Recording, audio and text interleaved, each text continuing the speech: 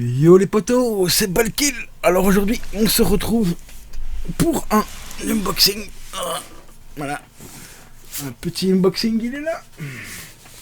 Enfin, ils sont là. Ils sont là, ils sont dedans.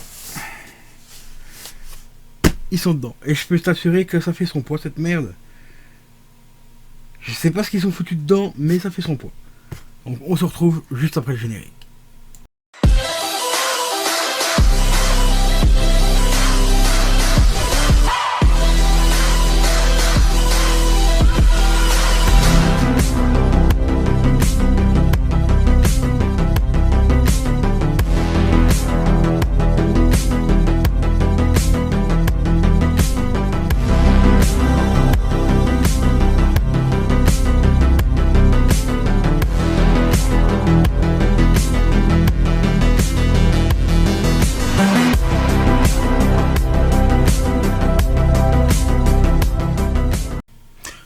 Donc nous voilà pour l'unboxing, le déballage.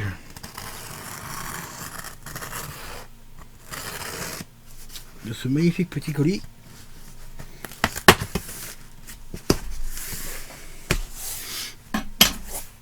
Ah ouais, c'est... Waouh. Ah oui, c'est massif. C'est massif. Hein. Par contre, heureusement que le colis n'a pas pris trop de coups parce que au niveau protection... c'est un peu limite quand même, mais c'est massif. Putain. Ah ouais, là c'est... Je comprends mieux le poids. Ah les gars là, franchement, putain. C'est... une dinguerie. Mais une véritable... dinguerie. Regardez-moi ça. C'est pas beau ça? Franchement, putain, une dinguerie.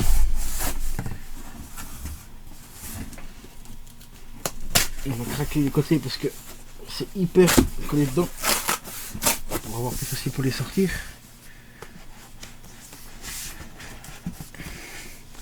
Donc au niveau épaisseur, c'est pas très épais, mais c'est au niveau du carton, il y a quoi faire. Hein. C'est plutôt assez grand. Donc à mon avis le contenu doit être vachement important, enfin il doit avoir pas mal de contenu comme je veux dire. Bon, le seul petit bémol qu'il y a,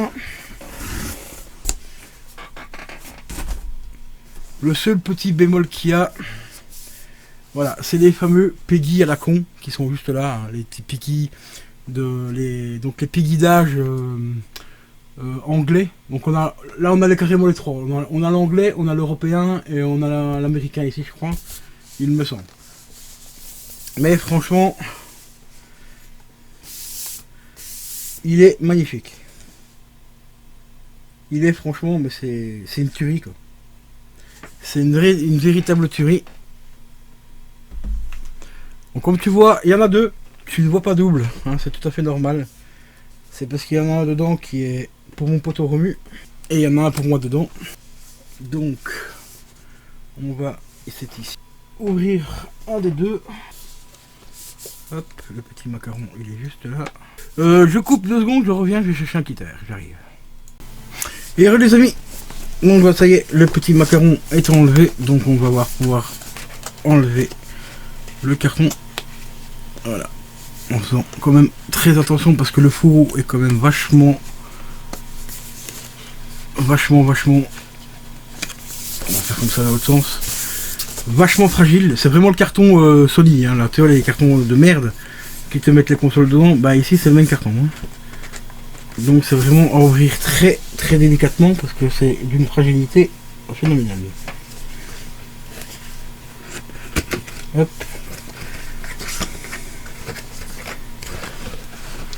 Alors je vais regarder, ouais, voilà, mais de l'autre sens parce qu'apparemment c'est une espèce de coffret.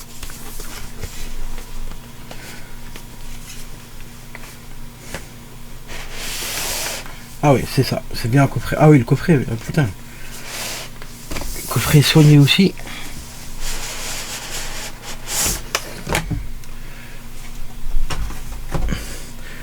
Ah, il est vraiment magnifique le coffret. Bon, ça reste du carton. Ah oui, d'accord, il a pris un petit coup sur le coin apparemment. Donc j'ai essayé de vous présenter ça comme ça sans que rien se casse la gueule. Donc ça se présente comme ceci. Alors, vous voyez peut-être pas bien avec la cam, mais tout le contour en fait c'est comme une espèce de cadre. Et j'ai dit ça sans voir l'arrière en plus. Donc ici on a le long là, on a toutes des décorations de cadre, comme un cadre en fait. Et comme je disais, j'ai dit ça sans le savoir ce qu'il y avait derrière. Juste derrière ici vous avez une moulure justement qui vous permettra d'exposer le collector. Bon ça je vais pas le sortir. Hop, ça c'est le carton, c'est pas là. Je vais pas le sortir comme ça, je vais le laisser dedans. Enfin tel quel. Pour si Romu veut l'exposer en tant que cadre ou un truc dans le genre. Donc voilà. Alors à l'intérieur on a déjà pour commencer une petite pochette cartonnée comme ceci.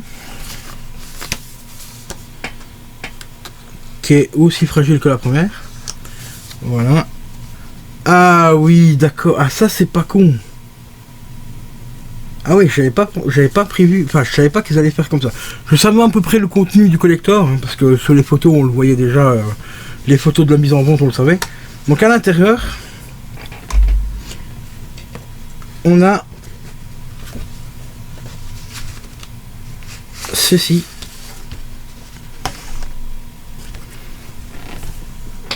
Des jaquettes qui normalement sont au nombre de 3 ou 2, je sais plus. Voilà, une deuxième ici. Celle-ci elle est franchement magnifique. Et comme vous voyez, c'est marqué Bayonetta 1 dessus. Donc on a la première, celle-ci franchement elle est magnifique. Là, il y en a bien 3. La deuxième, Bayonetta 2. Et la dernière, Bayonetta 3, les amis. Elles sont franchement assez jolies. Bon, c'est pas la qualité qu'on retrouve pour une jaquette d'un jeu traditionnel. Hein. Dans un jeu Switch traditionnel, elles sont beaucoup plus fines.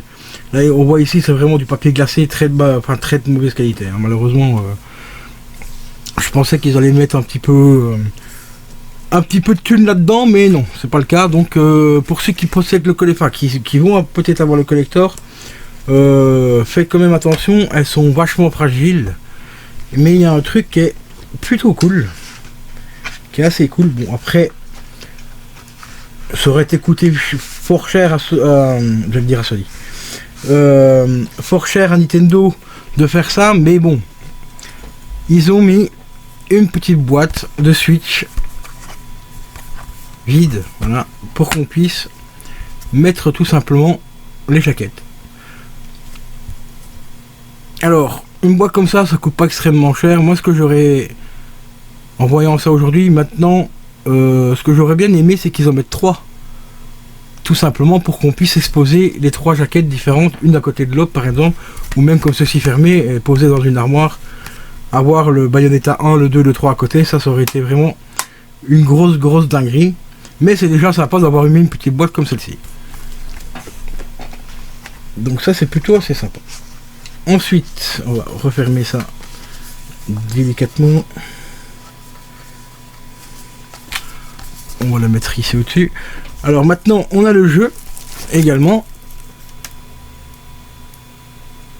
Voilà, qui est bien sous blister avec le liseré officiel Nintendo. Hein, toi, il est juste là.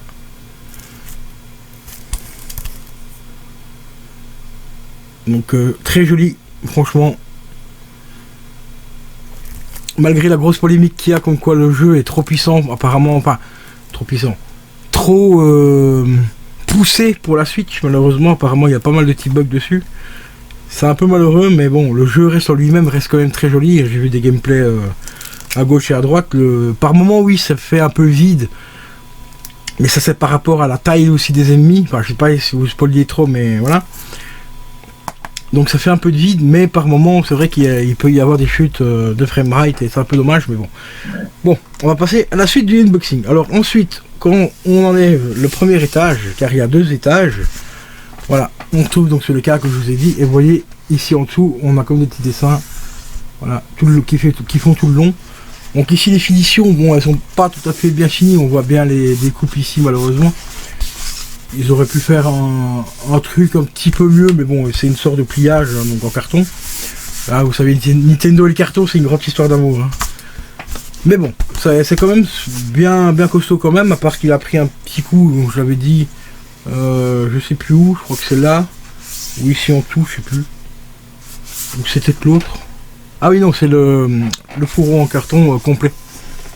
Donc juste ici. Donc le fourreau qui est ici, qui contient les deux, donc les deux autres fourreaux, bah, il a pris un petit pet juste ici. Voilà. Mais vu que la boîte n'avait pas de protection, rien, c'est un peu dommage. Alors là-dedans, qu'est-ce qu'on a? On a l'art de Bayonetta. Je vais essayer de vous le sortir parce que celui-là aussi il est bien coincé dedans. Ah oui, putain. C'est ça qui fait le poids du... Ah ouais, quand même. Ah ouais, quand même. Putain. Quand même. Bon, ça, je laisserai le soin à Romu de le débister. Parce qu'il m'avait donné l'autorisation de débister son collector parce que je devais récupérer quelque chose à l'intérieur que lui a déjà reçu avant moi et donc du coup il m'a dit tu reprends celui-là. Bon, voilà. Des petits arrangements entre mis et puis voilà. Donc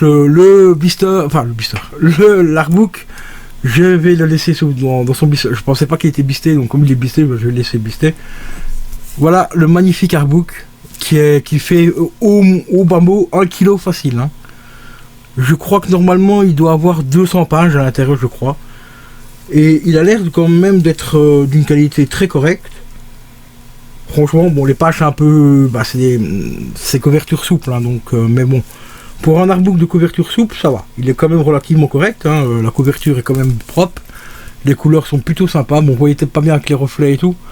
Mais les couleurs et tout sont vraiment sympas. Donc ça, bah, pour ceux qui voudraient éventuellement le voir, vous me marquez dans les commentaires, vous allez envoyer quelques commentaires à Romu quand il va recevoir son colis, donc je vais lui envoyer le plus rapidement possible. Bah si le cœur lui en dit de vous faire un unboxing de l'artbook, vous montrer quelques pages, bah, ça, il faudra vous arranger avec lui. Mais franchement, le côté cadre, je trouve ça plutôt sympa. Ça c'est bien foutu. Donc vous voyez, on a le deuxième étage ici. Voilà, avec des petits trous ici à l'intérieur. Peut-être que celui-là, on peut peut-être l'accrocher au mur directement, je ne sais pas. C'est possible. Mais ici, donc juste ici, en fait, ben vous voyez, excusez-moi pour le micro, mais voilà, on va vous montrer de l'intérieur. Vous voyez, en fait, ici, on peut décrocher donc le côté ici et le côté là, on peut les repousser vers l'extérieur. Et à mon avis, on peut le poser comme ceci. Peut-être, éventuellement, on pourrait se poser bien correctement l'artbook. C'est plutôt bien foutu, je trouve que ça c'est bien, c'est original quoi, on va dire, hein. Ça change un petit peu des collecteurs habituels, mais il faut dire qu'au niveau de la place, celui-là je sais pas du tout où je vais le mettre parce que peut-être je m'attendais pas à avoir une taille pareille. Hein. Là je vous avoue que là c'est un petit peu emmerdant, mais bon, on trouvera bien une petite place pour l'exposer correctement comme il se doit parce que franchement il est vraiment magnifique. Et dès que Romu aura reçu celui-là, je vous ferai l'unboxing d'un steelbook exclusif Micromania. Donc concernant toujours Bayonetta. Donc voilà. Voilà les amis, le contenu du collector. Bon bah il a... Pour certains ils vont dire ouais il a pas grand chose dedans. C'est cher pour ce que c'est. Moi je trouve que on l'a payé, enfin moi je l'ai payé 89 €. À la base à la sortie il était à 99 €. Je trouve que ça va encore, parce que pour le prix on a quand même le jeu qui vaut déjà facile au moins 45 balles à lui tout seul. Ce qui fait le restant 45 €. On a le packaging, on a quand même un très grand packaging comme ceci. Voilà. Bien soigné quand même, il faut dire ce qu'il y a quand même, même si le carton est très fin, c'est quand même bien soigné. L'intérieur du collector, bon c'est tout en carton, mais c'est du carton de très bonne qualité quand même, avec un petit peu de l'imprimé dessus et puis un petit effet enfin avec l'opportunité de mettre en cadre et tout. Bon bah ça aussi ça se paye, hein, la recherche développement pour pour trouver comment faire le style, comment faire le design et tout ça, bah tout ça, ça se paye. Donc je trouve que l'un dans l'autre, ouais, j'avoue, c'est un petit peu chéros quand même. Je l'aurais peut-être vu dans les peut-être 70, ouais, à grand maximum 70 euros. Ici, bon, il était à 99 euros. Moi, j'ai eu la chance de l'avoir un petit peu moins cher, à 89. Donc, ce qui fait quand même 10 euros de moins. Donc, 10 euros, c'est pas négligeable. Hein. Donc, voilà quoi. Donc, à vous de me dire dans les commentaires qu'est-ce que vous pensez de ce collector-là. Est-ce que ça vaut le coup ou pas? Tout en sachant que c'est un collector Switch. Donc, bien sûr, dans les années à venir, il va obligatoirement prendre une cote. Ça, c'est quasiment sûr et certain. Même si le jeu fait polémique pour l'instant, parce que la console n'est pas un petit peu à la ramasse.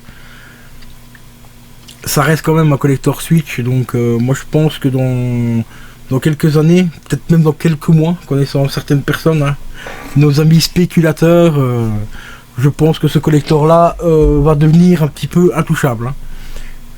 Hein. Déjà comme le premier opus de Bayonetta qui était sorti en boîte, je vous mets au défi à le trouver. Je vous mets au défi. Ouais, franchement, je vous mets au défi de le trouver. Je vous mets déjà au défi d'acheter aussi. Enfin, quoique il a diminué maintenant. Le 2 avec le 1 en code. Même celui-là, il avait pris une cote mais de fou malade. Mais je crois que maintenant il a diminué un petit peu. Il est encore très cher. Hein, il est à plus de 100 euros. Nintendo avait normalement ressorti le 1 en cartouche il y a quelques semaines, quelques mois. Ça a été rupture de stock totale. Hein, donc. Voilà, c'est pour ça qu'ici j'ai pas hésité à prendre ce collector là directement dès que je l'ai vu et qu'il n'était pas encore extrêmement cher, je trouve.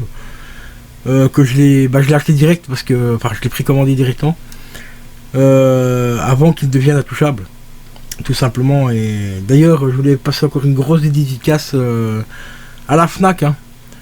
Voilà, je vais pas le faire ici, mais dans mon cerveau et dans ma tête, ça y est, ils sont bien là. Je vous fais la Fnac un double gros fuck pour encore avoir encore une fois avoir planté les précommandes. Ceux qui précommandent, ne précommandez franchement pas sur la Fnac, c'est des gros mais énormes fils de bip bip.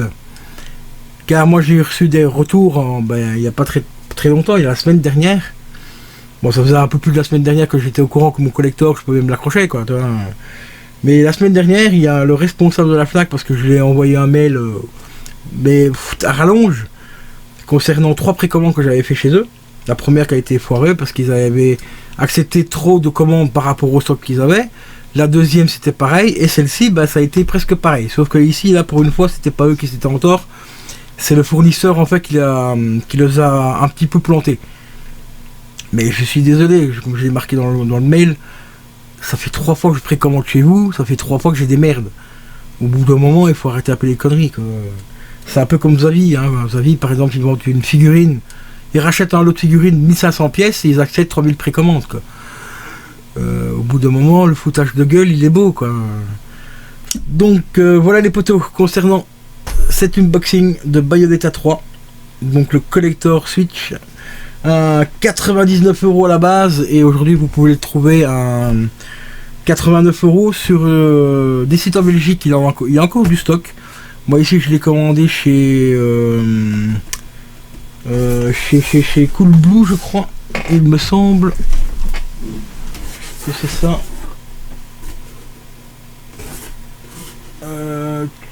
Oui, c'est ça, chez Cool Blue.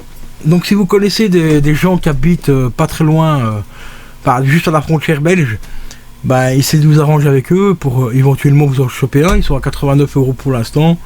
Donc Cool Blue, hein, les gars, c'est pas extrêmement cher. Franchement, le site est au top. Hein, rapidité de livraison, vraiment rien à dire. Tu précommandes aujourd'hui, j'ai dit dans l'après-midi, le lendemain t'es sûr d'être livré.